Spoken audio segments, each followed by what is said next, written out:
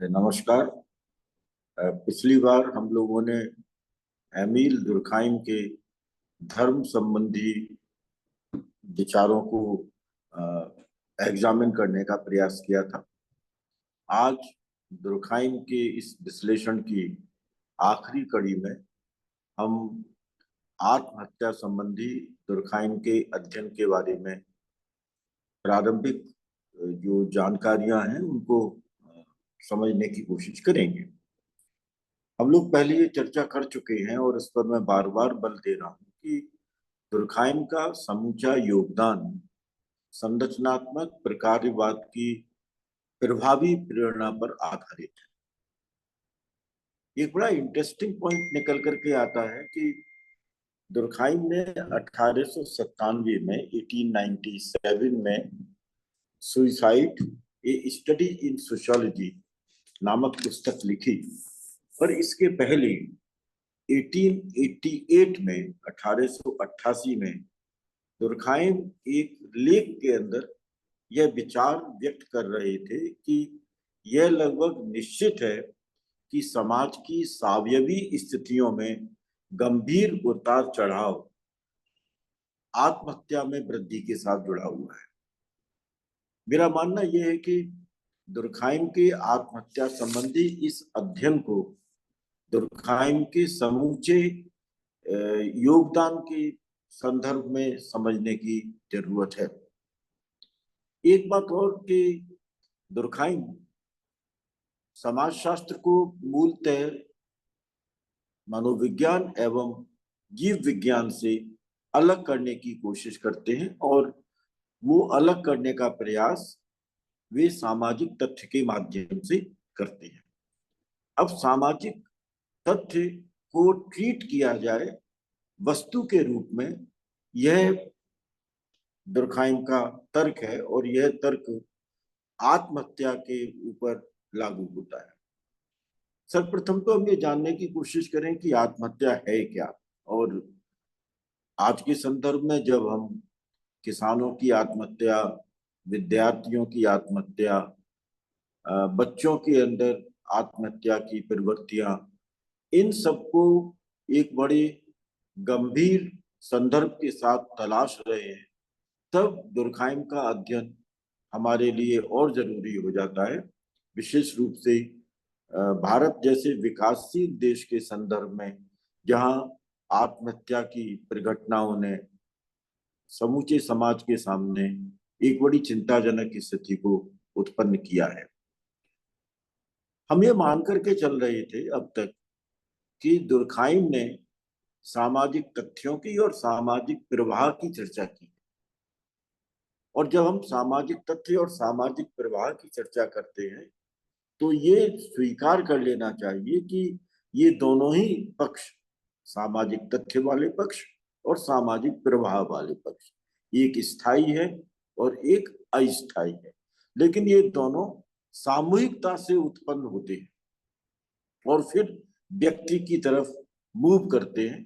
और इस कारण इसमें बाह्यता और बाध्यता, इन दोनों की विशेषताएं सम्मिलित हो जाती हैं, जो सामाजिक तथ्य की भी विशेषता है और जो सामाजिक प्रवाह की भी विशेषता है। हालांकि दोनों क्रमशः स्थायी और अस्थायी प्रकृति के कारण एक दूसरे से अलग हो जाते हैं। आत्महत्या की प्रघटना किसी भी सामाजिक इकाई के जीवन की समाप्ति है। जीवन की समाप्ति से संबंधित वह जो क्रिया करता है, उसके बारे में, उसके परिणाम के बारे में उसे पता है कि उससे उसके जीवन की समाप्ति होगी।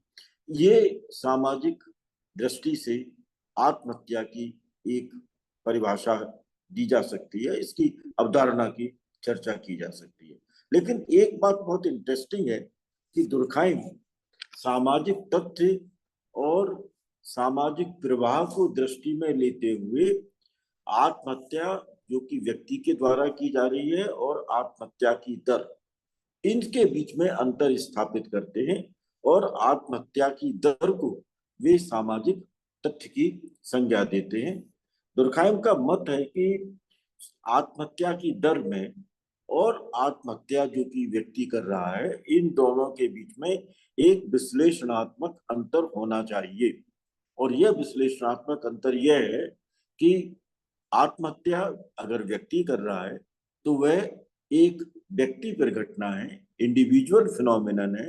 लेकिन जब हम आत्महत्या की दर को लेते हैं तो आत्महत्या की दर किसी ना किसी सामाजिक कारक के साथ में जुड़ी हुई है, और वह सामाजिक कारक आत्महत्या की दर को कम करता है, आत्महत्या की दर में वृद्धि करता है, और आत्महत्या को विभिन्न परिणामों के साथ हमारे सामने प्रस्तुत करता है। इसलिए सुसाइड एक इंडिविजुअल केस है, जबकि आत्महत्या की दर एक सामाजिक तथ्य है। आत्महत्या की दर का सामाजिक होना इस बात पर आधारित है कि उसका वर्गीकरण, उसका विभाजन या उसका विश्लेषण हम किन किन सामाजिक कारकों के आधार पर करते हैं। दुर्खाइम ने जब इस सोशल को डिस्ट्रीब्यूट किया, इस सामाजिक को डिस्ट्रीब्यूट किया आत्महत्या के संदर्भ में, तो वो कहीं पर धर्म की चर्चा कर रहे हैं, कहीं पर वह वैवाहिक और अवैवाहिक परिस्थिति की चर्चा कर रहे हैं। अनेक कारणों की चर्चा करते हुए भी बताते हैं कि प्रोटेस्टेंट में क्यों आत्महत्या की दर अधिक है, कैथोलिक्स में आत्महत्या की दर क्यों कम है, विवाहित व्यक्तियों की तुलना में अविवाहित व्यक्ति क्यों ज्यादा आत्महत्या करते हैं। इस तरह के वो जो पक्ष लाए गए हैं, इससे सामाजिक का जो कारक का अवयव है, जो कारक की विशेषताएं हैं, उन कारक की विशेषताओं के आधार पर यह आत्महत्या की परिघटना वेरी करती है, और यही हमारे लिए सबसे महत्वपूर्ण पक्ष बन जाता है। हम आत्महत्या के सांख्यिकीय साक्ष्य को इस आधार पर, स्टैटिस्टिकल जो फ्रेम है, उसको हम सामाजिक तथ्य के रूप में प्रस्तुत करते हैं। एक बड़ा इंटरेस्टिंग डायमेंशन ये भी है कि दुर्खाइम जब आत्महत्या की चर्चा कर रहे हैं तो उसके पहले आत्महत्या की परिघटना को एक मनोवैज्ञानिक दृष्टि से देखा जाता था। लेकिन दुर्खाइम अपने इस अध्ययन में उस मनोविज्ञान के पक्ष को पूर्णतया नकार देते हैं और आत्महत्या की दर को समाजशास्त्रीय पहलू के साथ में जोड़ते हैं। यही सबसे महत्वपूर्ण टर्निंग पॉइंट है जहां तक आत्महत्या के अध्ययन का सवाल है। दुर्खाइम एक अवधारणा का इस्तेमाल करते हैं जिसको सुसाइडोजेनिक करंट कहा है। और सुसाइडोजेनिक करंट का मतलब यह है कि यह जो एक प्रवाह है जो आत्महत्या की प्रवृत्ति के साथ, उसके सामूहिक चरित्र के साथ जुड़ा हुआ है।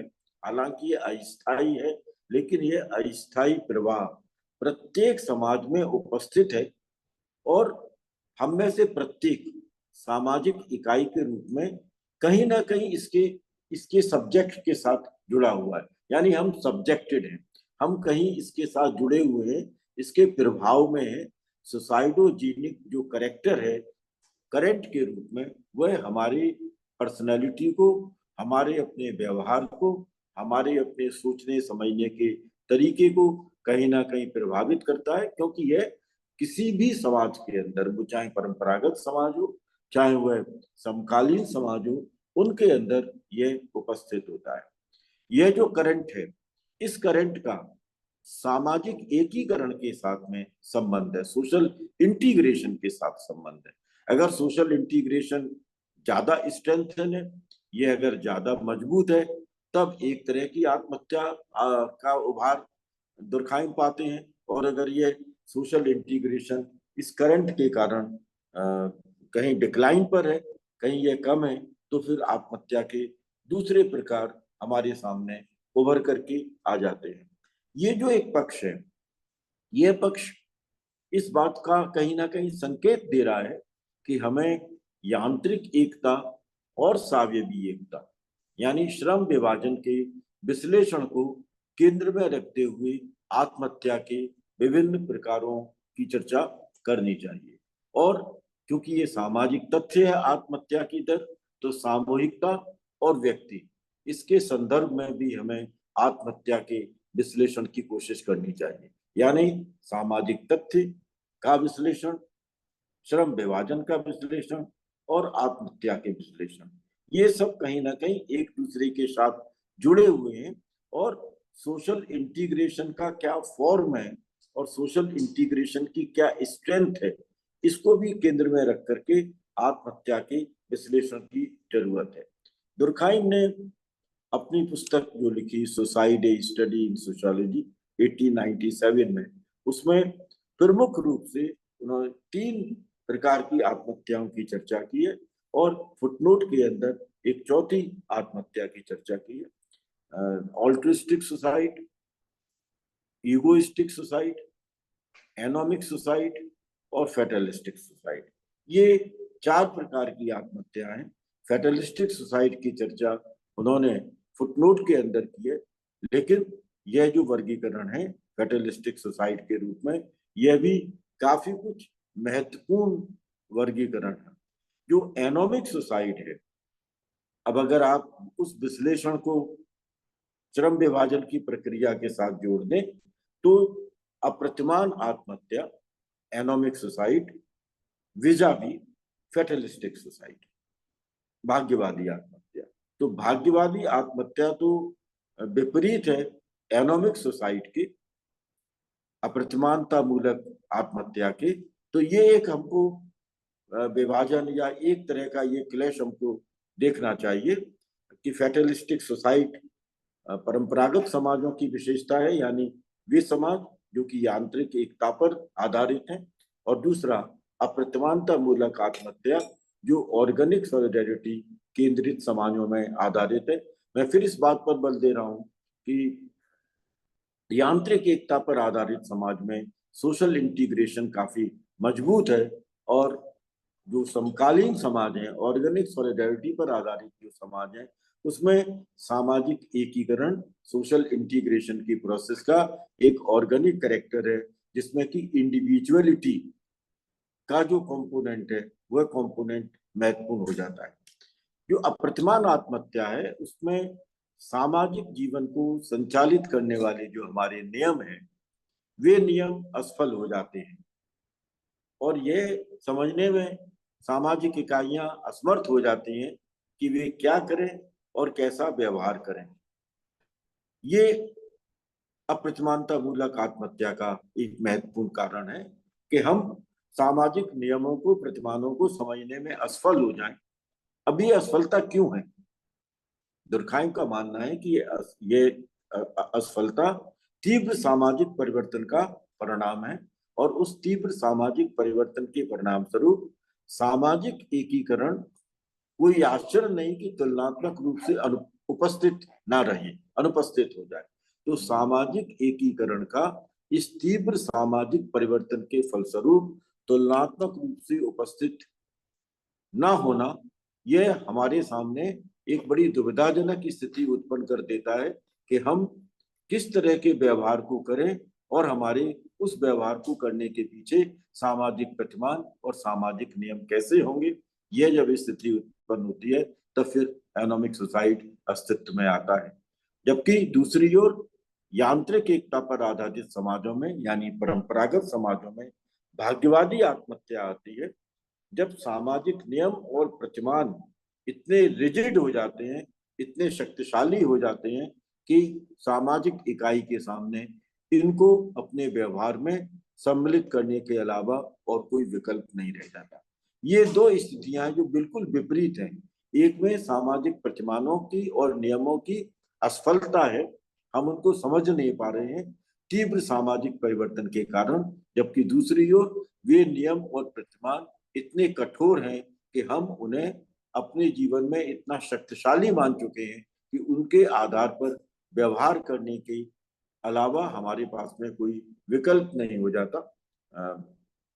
अगर हम एक रूप में देखने की कोशिश करें तो कंसेप्ट जो विडोहुड के कंसेप्ट हैं, उस विडोहुड के कंसेप्ट के बाद में जिस तरह की आत्महत्या उभर करके आती है, उस आत्महत्या को हम भाग्यवादी आत्महत्या के प्रारूप के अंतर्गत एग्जामिन कर सकते हैं कि भाई ये सब कुछ हो गया।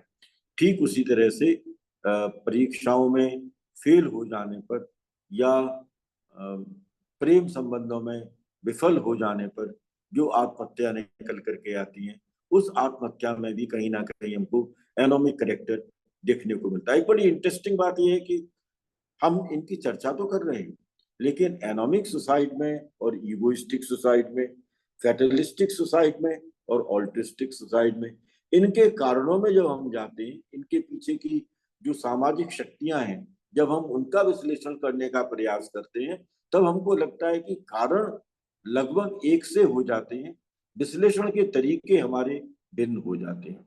भाग्यवादी आत्महत्या में सती भी आ जाती है, जो पहले भारतीय समाज के अंदर किसी एक दौर में पाई गई थी, क्योंकि वे सामाजिक नियम और प्रतिमान इतने रिजिड हैं, इतने अधिक शक्तिशाली हैं कि हम उनको अपनी जिंदगी के अंदर किसी ना किसी रूप में सम्मिलित करने के लिए बाध्य हैं।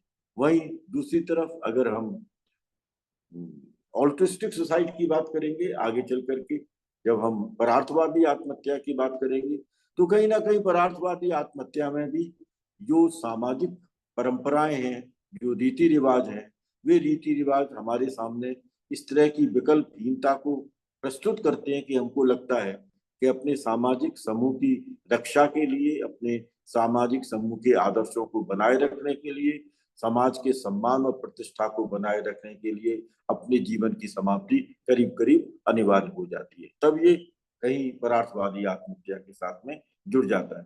तो अप्रतिमान आत्महत्या और भाग्यवादी आत्महत्या, इन दोनों के बीच के विरोधाभास को हम देख सकते हैं।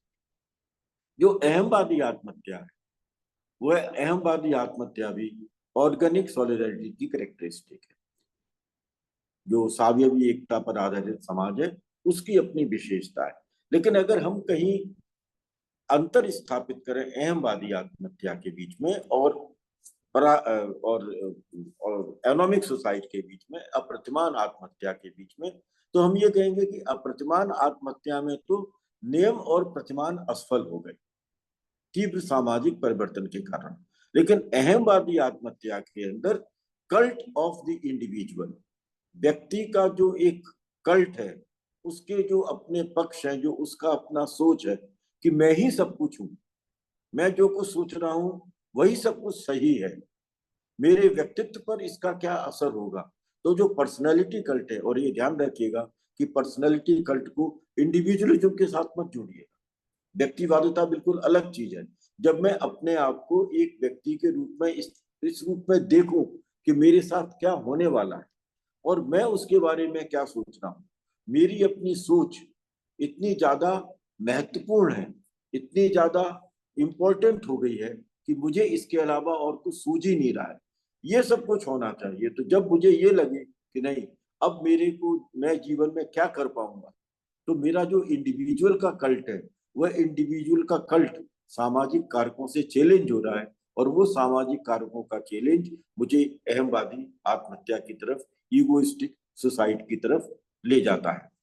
जबकि परार्थवादी आत्महत्या के अंदर, ऑल्ट्रिस्टिक सुसाइड के अंदर, जो स्ट्रॉन्ग कंसाइंस कलेक्टिव है जिसकी चर्चा हम कर रहे थे, सामूहिक प्रतिनिधान इतने ज्यादा मजबूत हैं कि उन सामूहिक प्रतिनिधानों की मजबूती के कारण हम समाज के सरोकारों के साथ पूर्ण रूपेण जुड़ जाते हैं और उसके फलस्वरूप आत्महत्या होती है। आपको एक एपिसोड इसके संदर्भ में बताना चाहेंगे। खुद एमिल दुर्खाइम के जो पुत्र थे, वो एमिल दुर्खाइम के पुत्र प्रथम विश्व युद्ध के अंदर सेना में संघर्ष करते हुए उनकी मृत्यु हो गई थी, और उसके बाद में कुछ समय के बाद में दुर्खाइम भी काफी परेशान हो गए, क्योंकि वो उनका इकलौता पुत्र था, और कुछ समय के बाद दुर्खाइम की भी मृत्यु हो गई। लेकिन एक बात देखिएगा, जब ऑल्टिस्टिक सुसाइड की बात होती है, तो ऑल्टिस्टिक सुसाइड में जब ऑब्लिगेटरी ऑल्टिस्टिक सुसाइड आता है, तीन तरह की उन्होंने सुसाइड इसमें बताई: ऑब्लिगेटरी ऑल्टिस्टिक सुसाइड, ऑप्शनल ऑल्टिस्टिक सुसाइड, एक में तो अनिवार्यता है, एक में ऑप्शनल है, यानी उसमें आपके पास में चांसेस, चॉइसेस है कि आप करना चाहें तो करें, ना करना चाहें तो ना करें। एक में अनिवार्यता, एक में स्वेच्छा है, और एक में एक्यूट है, एक्यूट ऑल्टिस्टिक सुसाइड। ये तीन तरह के सुसाइड की चर्चा उन्होंने इसमें की। तो सेना के अंदर जब युद्ध भूमि में सिपाही की मृत्यु होती है तो वो ऑल्टिस्टिक सुसाइड है। कई तरह के एग्जाम्पल्स ऑल्टिस्टिक सुसाइड में दिए जा सकते हैं, जहां समाज के सम्मान को बचाने के लिए, अपने समूह के सम्मान को बचाने के लिए सामाजिक इकाइयां इस तरह के एक्सट्रीम स्टेप्स ले लेती हैं। तो हम उसे परार्थवादी आत्महत्या की संज्ञा देते हैं, क्योंकि सामाजिक एकीकरण का सबसे मजबूत पक्ष हमको यांत्रिक एकता पर आधारित समाजों में देखने को मिलता है। लिहाजा हम ये कह सकते हैं कि जो परंपरागत सरल समाज थे, वहां पर परार्थवादी आत्महत्या की प्रवृत्ति ज्यादा थी। अब ये भी कहा जा सकता है कि जैसे जैसे समाज के अंदर बदलाव होते हैं, यांत्रिक एकता से सावयवी एकता की तरफ समाज मूव करता है, तब सामाजिक एकीकरण की अवधारणा के अंदर भी बदलाव आते हैं। इसका मतलब ये हुआ कि परार्थवादी आत्महत्या और भाग्यवादी आत्महत्या, जो अपरेंटली हमको दिखता है कि ये यांत्रिक एकता पर आधारित समाजों की मुख्य विशेषताएं हैं, उनकी उपस्थिति हमें सावयवी एकता पर आधारित समाज के अंदर भी देखने को मिल जाती है, क्योंकि यहाँ अब समाज की प्रतिष्ठा, समूह की प्रतिष्ठा, इन सबके जो पैरामीटर्स हैं वो चेंज होते चले जाते हैं। अभी भी जितने युद्ध होते हैं, उन युद्ध के अंदर सिपाहियों की मृत्यु होती है। बहुत से लोग धार्मिक प्रवृत्ति के होते हैं और धार्मिक प्रवृत्ति में वो किसी ना किसी प्रभाव में आकर के उस यांत्रिक सामाजिक एकीकरण का प्रभाव नए संदर्भ के साथ उनकी व्यक्तित्व में प्रवेश करता है, और वह जो धार्मिक उन्माद है, जो पराकाष्ठा है, वह धार्मिक उन्माद और पराकाष्ठा, धर्म के प्रति उनकी अपनी अकूत किस्म की प्रतिबद्धताएं जो नए नए संदर्भों के साथ उभरती हैं, उससे होने वाली आत्महत्या परार्थवादी आत्महत्या की श्रेणी में कहीं ना कहीं आ जाती है। तो हम ऑब्लिगेटरी ऑल्टिस्टिक सुसाइड, सिपाही के सामने कोई विकल्प नहीं है। ऑप्शनल ऑल्टिस्टिक सुसाइड, इसमें किसी ना किसी प्रकार का आपके पास में स्वेच्छा का भाव है। हो सकता है कहीं मान लीजिए किसी फ्लैट के अंदर आग लग गई है और उस आग में कुछ लोग अंदर हैं, आप उससे बच भी सकते हैं, लेकिन आप अपनी समाज का सम्मान देखने के लिए, उस परिवार के साथ अपनी प्रतिबद्धताओं को देखते हुए, उस परिवार के साथ अपनी एफिनिटी को देखते हुए वॉलंटिस्टिक तरीके से वहां चले जाते हैं और उनको बचाने के प्रयास में आपकी मृत्यु हो जाती है। तो ये एक ऑप्शनल ऑल्टिस्टिक सुसाइड है। एक्यूट ऑल्टिस्टिक सुसाइड में उन्माद इतनी उपरोक्त उच्च स्थिति पर पहुंच जाता है, उस सीमा तक चला जाता है जहां आपको लगता है कि नहीं, अब इसके अलावा और कोई विकल्प है नहीं। जैसे मान लीजिए कई उदाहरण हम ऐसे देख लें जिसमें ईश्वर की प्राप्ति होती है, और उस ईश्वर की प्राप्ति के लिए एक समूह किसी फ्लैट के अंदर बंद हो जाता है, किसी एक कल्ट को मानने वाला, और वह अपने उसमें आग लगा लेता है, मर जाता है, और उनके अंदर ये भाव है कहीं ना कहीं कि वे दोबारा से जिंदा हो जाएंगे। ये जो एक प्रवृत्ति जो एक्यूट किस्म की है, जिसको हम अगर सामान्य भाषा में कहें तो हम ये कहें कि उसके बाद में फिर सोचने समझने की सारी शक्ति खत्म हो जाती है, और केवल वही समूह के सम्मान और प्रतिष्ठा के संदर्भ में हमारी चेतना का हिस्सा बन जाता है। तब हम कहते हैं कि ये आत्महत्या का प्रकार एक्यूट ऑल्टिस्टिक सुसाइड है। ये दुर्खाइम ने आत्महत्या के बारे में बताया। मैंने पहले भी कहा कि जो सोसाइडोजेनिक करंट है वह इसमें महत्वपूर्ण हो जाता है। सामाजिक कारक महत्वपूर्ण है, किस प्रजाति में आत्महत्या कम होती है, किस में ज्यादा होती है, किस धर्म के अंदर कम होती है, किस धर्म में ज्यादा होती है, वैवाहिक स्थिति किस तरह की है, उसका आत्महत्या की दर के साथ क्या संबंध है, पुरुष ज्यादा आत्महत्या करते हैं या महिलाएं ज्यादा आत्महत्या करती हैं। जब हम इन सामाजिक कारकों को लेते हैं और आत्महत्या की दर को देखते हैं, उसके उतार चढ़ाव को देखते हैं, तब आत्महत्या की दर एक सामाजिक तथ्य के रूप में उभर करके हमारे सामने आती है। जब हम आज के वर्तमान संदर्भ की बात करें तो हमें लगता है कि दुर्खाइम के अध्ययन के अंदर कुछ और चीजों को जोड़ने की जरूरत हो सकती है।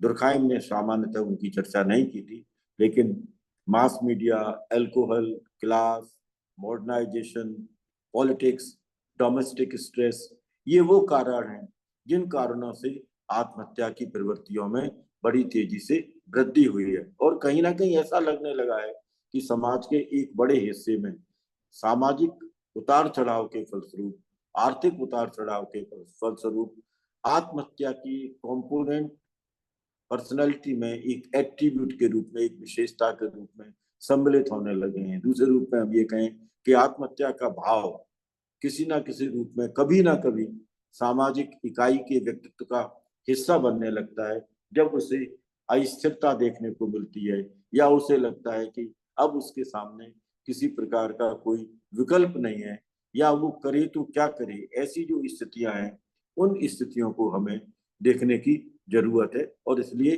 कुछ नए सिद्धांतों की चर्चा भी की जा सकती है। जो डिफरेंशियल आइडेंटिफिकेशन की थियरी है, उस डिफरेंशियल आइडेंटिफिकेशन की थियरी को आज आत्महत्या के विश्लेषण के साथ में देखा जा सकता है। दूसरा एक और भी पक्ष उभर करके आया है कि क्या आत्महत्या के फलस्वरूप बहुत से जो अवसर हैं, वो अवसर परिवार को या अन्य सामाजिक इकाइयों को जिनसे कि आत्महत्या करने वाले व्यक्ति का संबंध है, उसके साथ जुड़े हुए हैं। तो कहीं कोई ऐसा तो नहीं है कि suicide has become an opportunity, कि हम आत्महत्या को एक अवसर के रूप में देखें कि भाई यह व्यक्ति आत्महत्या करेगा तो इस आत्महत्या के बाद में ये परिणाम निकल करके आ सकते हैं।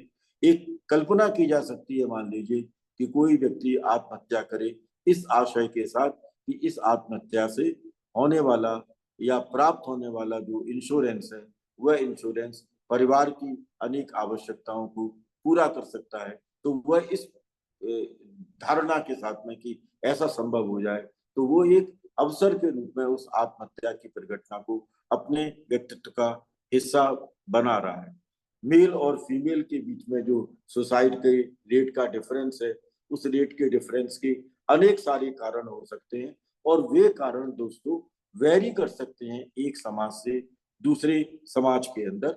ये एक ऐसे पक्ष हैं जिनको कि हमें दुर्खाइम के आत्महत्या के विश्लेषण के साथ में जुड़कर देखने की जरूरत है। एक दुर्खाइम का और योगदान है जिस पर कि हम बहुत चर्चा नहीं करते, जो हमारी सिलेबस वगैरह में ज्यादा महत्वपूर्ण नहीं है।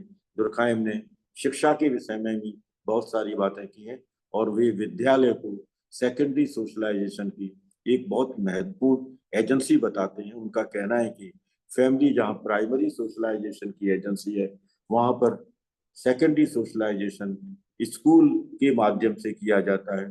जो पर्टिकुलरिस्टिक नॉर्म्स हैं, जो विशिष्ट प्रकार के प्रतिमान हैं, वह हमको परिवार से प्राप्त होते हैं, और जो सार्वभौमिक किस्म के प्रतिमान और नियम हैं, वो हमको विद्यालय के माध्यम से प्राप्त होते हैं।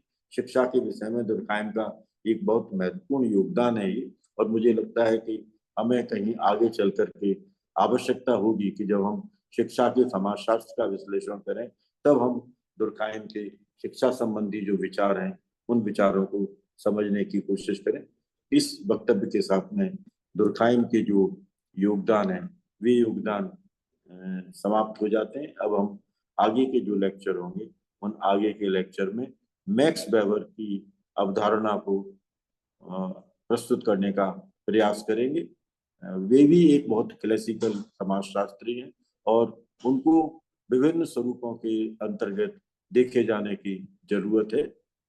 दुर्खाइम, मैक्स वेबर और मार्क्स, इन तीन का जो विश्लेषण होगा, ये तीनों का विश्लेषण हमें समाजशास्त्र के एक ऐसे जगत की तरफ ले जाता है जिस जगत में हम एनलाइटनमेंट के डिफरेंट एस्पेक्ट्स को समझ सकते हैं, और समाज के विकास की प्रक्रिया को विभिन्न संदर्भों के माध्यम से समझने की कोशिश कर सकते हैं। धन्यवाद।